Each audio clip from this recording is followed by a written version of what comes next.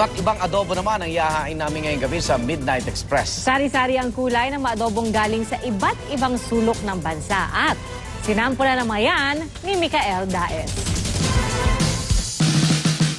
I'm sure lahat kayo natikman nyo ng adobo. Pero tonight, titikman natin ang iba't ibang klaseng adobo na mahanap sa buong Pilipinas at sa kasaysayan ng ating bansa.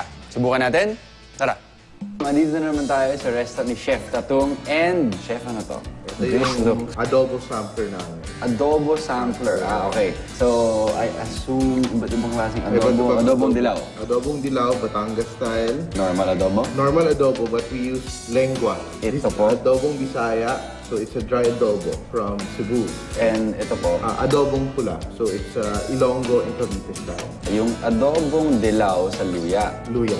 Adobong pula. Atsuete.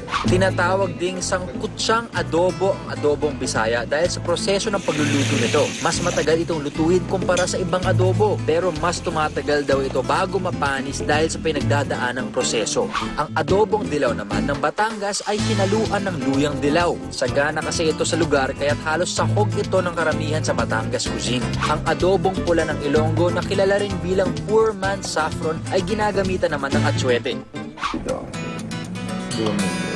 Ito yung adobong Bisaya. Yung pagka-adobo niya, iniisip ko. Lechon kawali. Oo, lechon kawali. May pagka-liempo siya. Yes, Pero ito, as I'm chewing, lumalabas yung okay, adobo. adobo siya. Kahit anong klaseng adobo pa yan, ang basic ingredient na mahanap mo ay ang suka. Ako po si Mikael Daes. This is Midnight Express. Good night!